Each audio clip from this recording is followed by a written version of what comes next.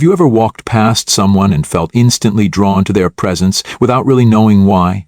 Not because of how fashionable they look or how wrinkle-free their skin is, but because of something harder to define, a kind of lightness, a calm, a quiet joy. You might even catch yourself thinking, wow, they seem so young, even if their gray hair or lined face says otherwise. This isn't about skincare routines or gym memberships. It's about a different kind of youthfulness, one that Carl Jung, the Swiss psychiatrist and founder of analytical psychology, would likely describe not in physical terms, but in spiritual ones. Jung believed that the self, the deep, authentic center of who we are, radiates outward when we are in alignment with it, and when that happens, it shows. Not just in our choices or demeanor, but often even in how others feel around us. Let's pause here, because this might challenge everything we've been taught. From childhood, many of us are conditioned to associate youth with vitality, beauty, and opportunity, while aging is linked with decline, fading, and being past your prime. But what if that's not the whole story? What if some people appear younger not because they're resisting time, but because they've released something heavier, the emotional weight of pretending, pleasing, or performing? Think about it. Stress and unresolved pain don't just live in our minds. They inhabit our bodies. They show up in tense shoulders, clenched jaws, restless sleep, and weary eyes. Science confirms what ancient spiritual teachings have long said: our emotional states are embodied. Chronic stress, shame, resentment, or the pressure to constantly meet others' expectations doesn't just drain us mentally, it literally affects our biology. Carl Jung believed that anything repressed doesn't disappear. It goes underground into the unconscious, where it quietly shapes our behavior and our bodies. So when someone undertakes deep inner work, confronting their fears, healing old wounds, and accepting their shadows, they often come out the other side lighter, in every sense. Their laugh becomes easier, their eyes soften, their posture opens. They haven't reversed time, but they've reclaimed a part of themselves that many lose along the way. When people say, "You don't look your age," maybe they're unconsciously responding to this, not just to the skin or the clothes, but to the absence of tension, the absence of inner conflict, the presence of authenticity. In that way, youthfulness becomes less of an external achievement and more of an internal reflection. And that's a powerful shift, because it suggests that vitality isn't reserved for the few with perfect genetics or expensive serums. It's something accessible through emotional honesty, spiritual growth, and psychological wholeness. Jung's concept of the self is central here. It's not the ego, the part of us that wants to be liked, admired, or successful. The self, in Jungian thought, is the totality of who we are when all the fragmented pieces are integrated. It's the calm after the storm, the light that shines because it has passed through darkness. And you can often spot people who live from that place.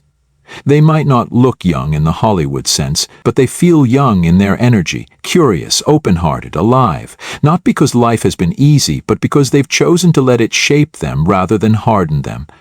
Or maybe the next time someone compliments you with, "You don't look your age," you might hear something deeper beneath their words. Maybe what they're really sensing is that you've done the work, that you've let go of what no longer serves you, that you're no longer carrying the psychic baggage that weighs so many people down. And if you don't feel that way yet, if you're still in the process, still navigating your own shadows, know this: you're not behind. Every moment offers the chance to return to yourself, and sometimes simply beginning that journey is enough to let the first signs of real vitality shine through. It's easy to assume that aging is mostly a biological process, that how we look or feel as we grow older depends on genetics, diet, exercise, or skincare. But what if there's a deeper layer, one that goes beneath the skin, into the hidden corners of the psyche? Carl Jung, a pioneer of analytical psychology, proposed that what we repress doesn't simply disappear. Instead, it slips into the unconscious and subtly influences every aspect of our lives. That includes not just our thoughts and behaviors, but even how we age. When most people think of emotional repression, they imagine avoiding conflict or not talking about feelings. But in Jung's view, repression goes far deeper. It includes every denied truth, every swallowed word, every version of ourselves we've been told isn't acceptable. And over time, those buried parts don't go away. They accumulate. They weigh on the psyche, and eventually they start to weigh on the body too. Let's think about the body as a kind of mirror. When we carry unresolved emotions, grief, guilt, shame, resentment, the body often reflects them. Not always dramatically, but in subtle ways.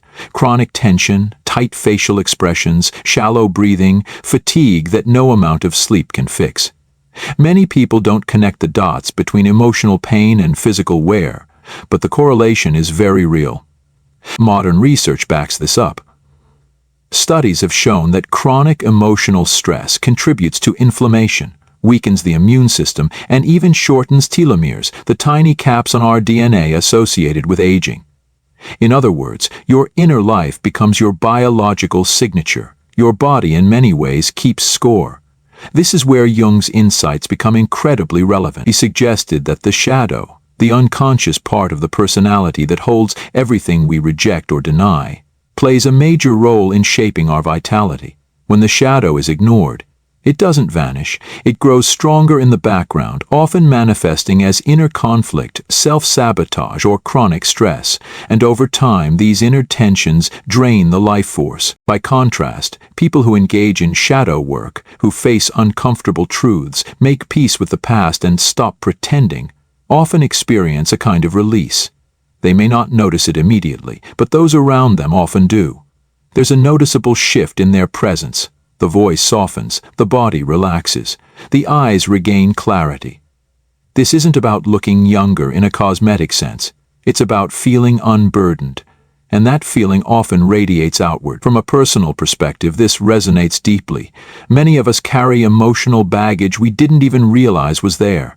Conditioning from childhood, old disappointments, silent griefs that never got air.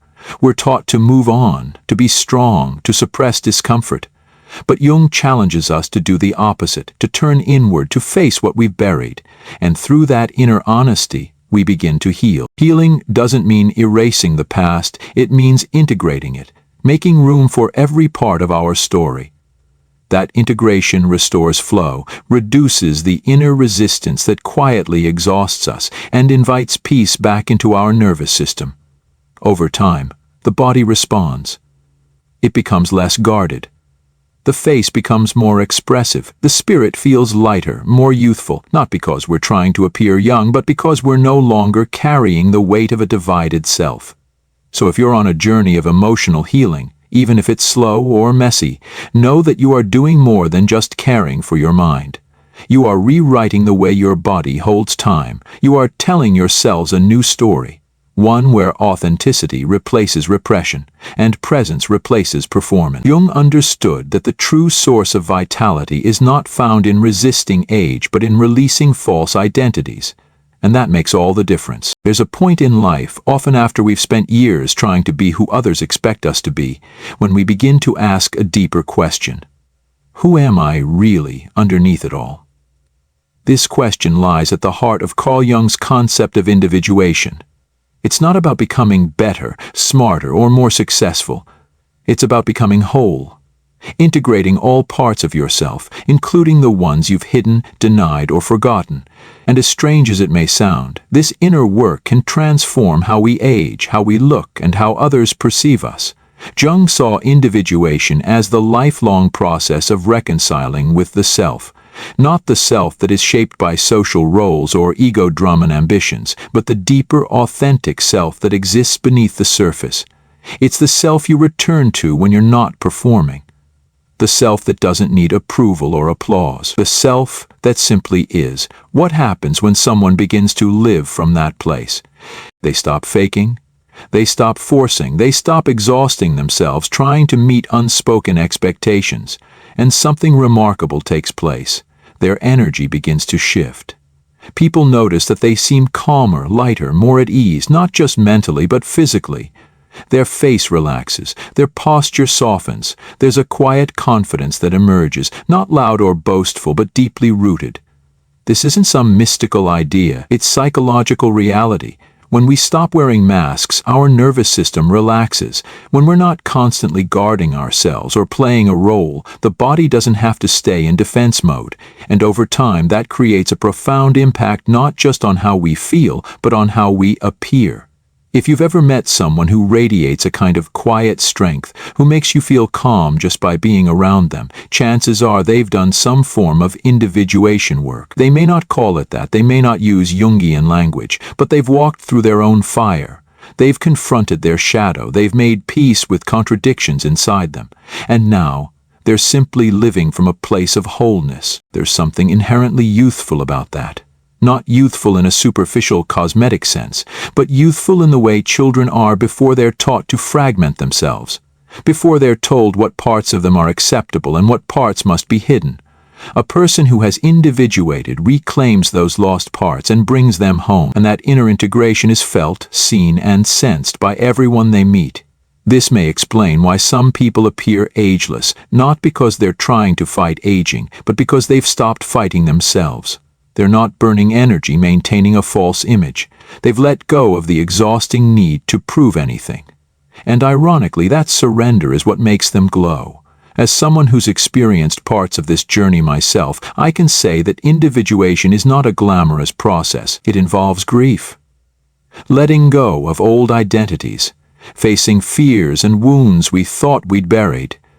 But each time we reclaim a part of ourselves we once disowned, we grow more grounded, more real, and strangely enough, more radiant. Jung believed that this process, this return to the self, is the great task of midlife and beyond. It's not about resisting time, but about making peace with it. Not about holding on to youth, but about embodying truth. So when you see someone who seems timeless, don't assume it's just good genes or clean eating. There's a good chance they've walked a long road within, and what you're seeing isn't the absence of age, it's the presence of self. Healing isn't always something we can see right away. It doesn't always come with a dramatic moment or a sudden transformation, but over time it becomes visible in the most surprising ways. Carl Jung taught that the psyche and the body are deeply interconnected. He understood long before modern science caught up that emotional healing doesn't stay hidden. It begins to express itself physically, subtly shifting the way we move through the world. When someone begins the work of emotional integration, facing old wounds, forgiving themselves or others, letting go of shame or guilt, they often notice a shift that goes beyond the mind. Their body starts to unclench, the breath deepens, the voice softens, even the face, which once held tension in the jaw or around the eyes, begins to reflect a kind of ease. It isn't cosmetic, it's energetic. Many of us walk around unconsciously bracing ourselves, carrying years of unresolved emotion like invisible armor. Grief, regret, self-judgment, they live in the body. They become tension patterns, stress responses, subtle ways the body tries to protect itself from a world that once felt unsafe. And over time, that kind of protection turns into physical wear, fatigue, stiffness, chronic tightness, and even accelerated aging. But when you begin to process what you've avoided, when you stop pushing emotions down and start letting them move through you, something powerful happens. The body feels safe enough to release. The nervous system, no longer on high alert, begins to restore itself. Muscles let go, digestion improves, the immune system stabilizes. These aren't abstract ideas, they're physiological truths. You may have seen this in someone without realizing it. A person who's gone through deep inner work often radiates something different. You can't always name it, but you feel it. They carry themselves with gentleness, with presence. They don't seem rushed or guarded. There's a softness in their eyes, a warmth in their smile, an openness in their tone. That's the body expressing peace, and that peace is contagious. In a culture obsessed with performance, how we look, what we achieve, how productive we are, we often ignore the soul's signals. We treat symptoms, we buy products, we chase the illusion of control. But the body is always listening. It reflects the truth of our inner life, whether we want it to or not. One of Jung's most powerful insights was that healing doesn't come from denying the darkness, but from walking through it. And those who do this work, who face what was once unbearable, who grieve what was lost, who reclaim their emotional truth, don't just feel better. They look different. Not because they're trying to look young, but because they're no longer hiding behind layers of emotional tension.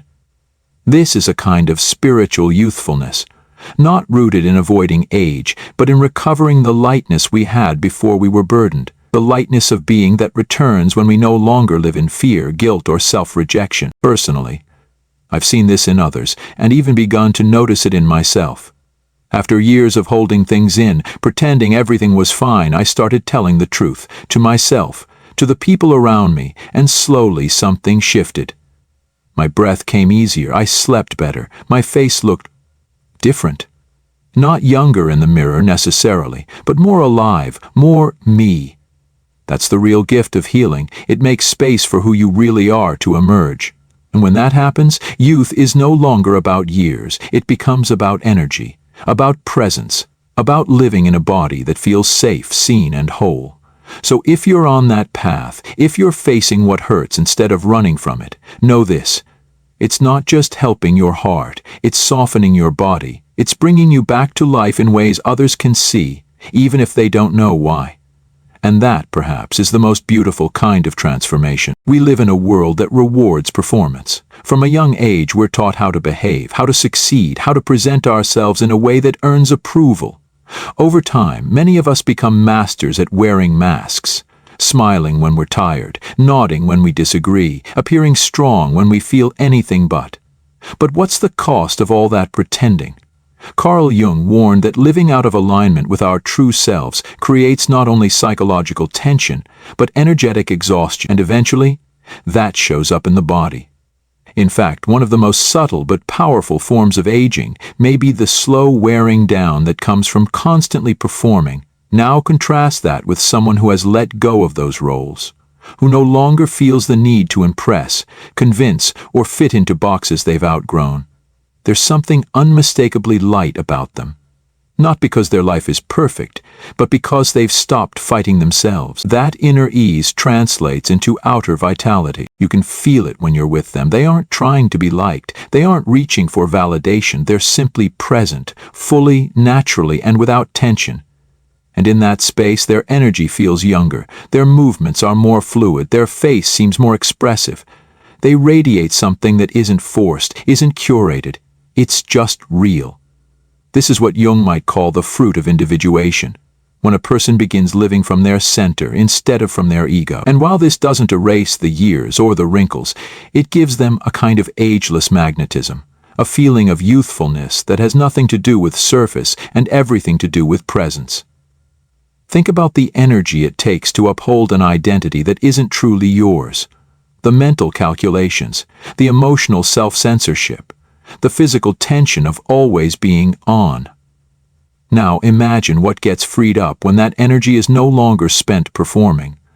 That space becomes available for joy, for creativity, for deep rest, for laughter that rises without permission. Ironically, the harder we try to appear young, the more we often distance ourselves from true vitality. When we chase youth from the outside, through products, filters, status, it can start to feel hollow, because deep down we know what's missing isn't a wrinkle-free face. What's missing is authenticity. Youthfulness, in its deepest sense, is not the absence of age, it's the absence of pretense. That's why some of the most magnetic, radiant people you'll meet are the ones who've done the work to let go. Let go of perfectionism. Let go of needing to be seen a certain way. Let go of proving their worth. And what remains is something raw, relaxed, and fully alive. Personally, I've seen this shift in the people around me, and even started to taste it myself. The more I stop trying to curate how I'm perceived, the more space I find inside. And that space feels like a kind of freedom I didn't know I was missing. Not freedom from responsibility, but freedom from the exhausting burden of not being fully myself. When you encounter someone who seems younger than their age, ask yourself, is it their skin that's youthful, or their spirit? Is it their lifestyle or their refusal to carry roles that no longer serve them? Because maybe real youthfulness isn't something we chase. Maybe it's what we uncover when we finally stop running. We all look into mirrors, Every morning we stand before a piece of glass, checking our reflection, fixing our hair, adjusting our clothes, maybe noticing a new wrinkle or the way time seems to settle into our features. But there is another mirror, one far more revealing, the mirror of the soul. Carl Jung might say that this deeper mirror isn't made of glass but of truth. It doesn't reflect how others see you, it reflects who you really are beneath the surface. And while the physical mirror shows age in lines and shadows, the soul's mirror reveals the invisible forces shaping your energy, your presence, your aliveness. It's possible to look polished on the outside but clouded within, to have flawless skin yet carry a restless spirit. And it's just as possible to have lines around your eyes, silver in your hair, and yet radiate a kind of inner clarity that's impossible to ignore. Why is that? Because the mirror of the soul reflects what we're carrying inside. When that mirror is fogged up by resentment, fear, or emotional rigidity, something in us feels heavy, even if others can't name it. But when that mirror is cleared, when we've released the old guilt, the impossible expectations, the need to prove or perform, we begin to shine, not like a spotlight, but like a quiet candle in a dark room, gentle, steady, undeniable. Some people walk into a room and shift the atmosphere, not by being loud or glamorous, but simply by being real. They've stopped trying to become someone, they've returned to themselves. And that kind of presence can't be manufactured. It can't be bought. It isn't filtered, edited, or surgically sculpted. It's earned, it's cultivated. Jung spoke of this as the journey of the self. Not the ego chasing external validation, but the soul returning to its own center, and when that happens, the body follows. The voice slows down, the eyes soften, the face opens. People sense that something is different, even if they don't know what it is. They might say, "You have such a glow," or "There's something peaceful about you." But what they're really seeing is a soul that has cleaned its mirror. I think many of us spend years polishing the wrong mirror. We fix what's visible, appearance, image, reputation, while ignoring the smudges in the mirror that matters most. We hold on to grudges. We try to control outcomes. We resist emotions that feel messy or overwhelming, and slowly we grow dimmer, not because life is unkind, but because we've closed the door to our own inner light. But the beauty of the soul's mirror is this: it can always be cleaned. No matter how long it's been clouded, no matter what has been projected onto it, clarity is possible. Sometimes it starts with a single act of honesty, a moment of stillness, a decision to forgive yourself or someone else, a willingness to tell the truth, even when it shakes your voice. And once that process begins, the light returns. What others call looking young may simply be the absence of inner clutter. It may be the result of someone choosing peace over performance, presence over perfection. It's not about hiding your age, it's about living in a way that lets your soul breathe. That kind of presence is subtle but powerful. It invites others to put down their masks too. So the next time you find yourself obsessing over your reflection in the physical mirror, pause and ask, what does my soul's mirror reflect right now? Because in the end, people don't remember the symmetry of your face or the smoothness of your skin. They remember how they felt in your presence. And that presence, when it's rooted in inner clarity, is more beautiful than youth, more powerful than perfection, and more lasting than time itself. If someone ever tells you, you don't look your age, take a moment before you brush it off, because sometimes it's more than a compliment. It might be a quiet recognition of the inner work you've done, a reflection not of your skincare routine or your lifestyle, but of something far deeper, a soul that is at peace. We tend to associate youth with physical traits, but real vitality, the kind that can't be faked, often has nothing to do with appearance. It's about presence. It's about a kind of energetic clarity that shows up when we're no longer fighting ourselves, when we've stopped performing and started simply being.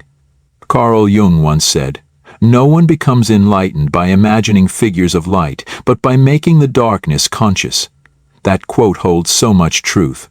The people who shine the brightest are not the ones who've avoided pain. They're the ones who've walked straight through it, who faced their shadows, let go of illusions, and learned to live in truth. Their glow is not naive, it's earned, it's integrated. And if you're one of them, if you've done that work or are somewhere along the path, then maybe your light is showing. Maybe that youthful energy others notice is really the residue of resilience, softness, and hard-won freedom. But what if you don't feel that way? What if you're still carrying the weight? Still performing, still pretending, still lost in the noise of expectations and self-doubt? Then here's the most important thing I can say. You are not behind. You are not late. You are exactly where you are supposed to be. There is no deadline for becoming yourself, no expiration date on healing, no shame in beginning again. And often, it's in the moments we feel most fragmented that the deepest transformation begins. You don't need to force anything. You don't need to fix yourself. What you need, what most of us need, is simply to turn inward with honesty and compassion and ask, what part of me have I abandoned? What weight am I still carrying that no longer belongs to me? And then, gently, begin the process of letting go. When we release the emotional residue of past pain, unmet expectations, or roles we never wanted to play, our true face begins to return. It might come slowly, softly, but it comes, and with it comes a new kind of light, not flashy or loud, but unmistakably alive. Aging in this sense becomes less about decay and more about revelation, less about what time takes from us, and more about what the soul regains as it sheds what's false. So if no one's told you lately, it's okay to rest. It's okay to be unfinished. It's okay to begin again, not from ambition, but from love. Because the most powerful kind of youth is not measured in years, it's measured in truth. And truth, once embraced, makes us beautiful in a way time cannot touch. Thank you for spending this time reflecting. If this message resonated with you, take a moment to sit with it, maybe share it with someone else who needs the reminder. And remember, it's never too late to return to yourself.